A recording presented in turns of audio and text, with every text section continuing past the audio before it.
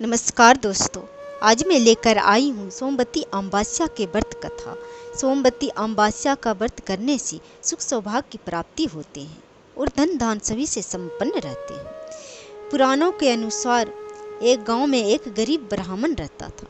अपने पुत्र और पुत्री और पत्नी के साथ रहता था और पुत्री धीरे धीरे बढ़ने लगी और बढ़ते उम्र के साथ साथ स्त्रियोचित गुणों का भी विकास हो रहा था और वह कन्या बड़ा ही सुंदर, संस्कारी और गुणवान भी थी।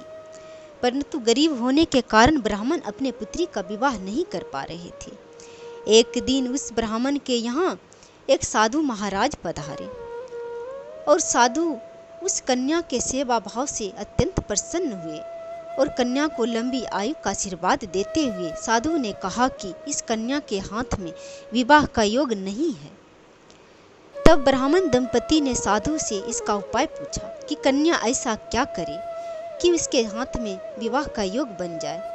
साधु महाराज ने कुछ देर विचार करने के बाद अंतर्दृष्टि में ध्यान करके बताया कि कुछ ही दूरी पर एक गांव में सोना नाम की एक धोबन महिला अपने बेटे और बहू के साथ रहती है, जो बहुत ही आचार विचार एवं संस्कार संपन्न है। वे पतिव्रता नारी है और पति परायण है। यदि यह सुकन्या उस धोबन की सेवा करे और वह महिला इसकी सेवा से प्रसन्न होकर इसके शादी में अपने मांग का सिंदूर लगा दे तथा उसके बाद इस कन्या का विवाह हो जाएगा, इस कन्या का वैधव्य योग मिट सकता है। साधु ने यह भी बताया कि वह महिला कहीं बाहर आती जाती नहीं है। यह बात सुनकर ब्राह्मणी ने अपनी बेटी से धोबन की सेवा करने को कहा। अगले दिन से कन्या ने प्रातः काल उठकर उस धोबन के घर जाकर साफ सफाई एवं अन्य सारे काम करके अपने घर वापस आ जाती थी। एक दिन सोना धोबन अपनी बहू से पूछती है कि तुम तो सुबह उठकर सारे काम कर लेती है, तो पता भी नहीं चलता है। तब बहू ने कहा कि माँ जी, मैं तो सोचा कि आप ही सुबह उठकर सारे काम खुद ही खत्म कर लेती हैं, मैं तो देर से उठती हूँ। यह सब जानकर दोनों सास बहू घर की निगरानी करने लगी। वह कौन है जो सुबह ही घर आकर सारे काम करके वापस चला जाता है।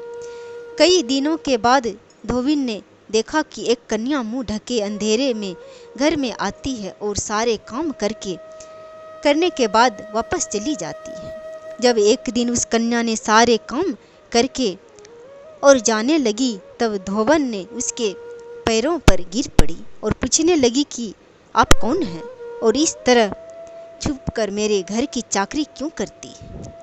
तब उस कन्या ने साधु द्वारा कही गई सारी बात बताई।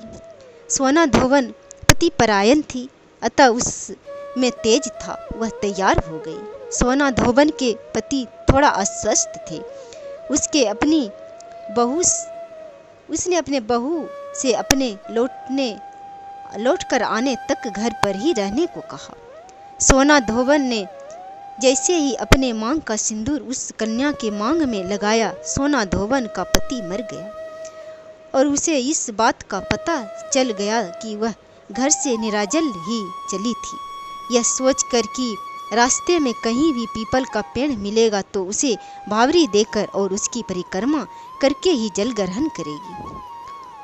उस दिन सोमवती अमावस्या थी और ब्राह्मण के घर मिले पुए पकवान की जगह उसने ईंट के टुकड़ों से 108 बार भावरी देकर 108 बार पीपल के पेड़ की परिक्रमा की और उसके बाद जल ग्रहण किया।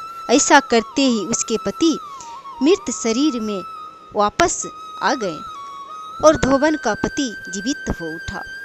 यह सोमवती व्रत कथा था, सोमवती अमावस्या का व्रत कथा था।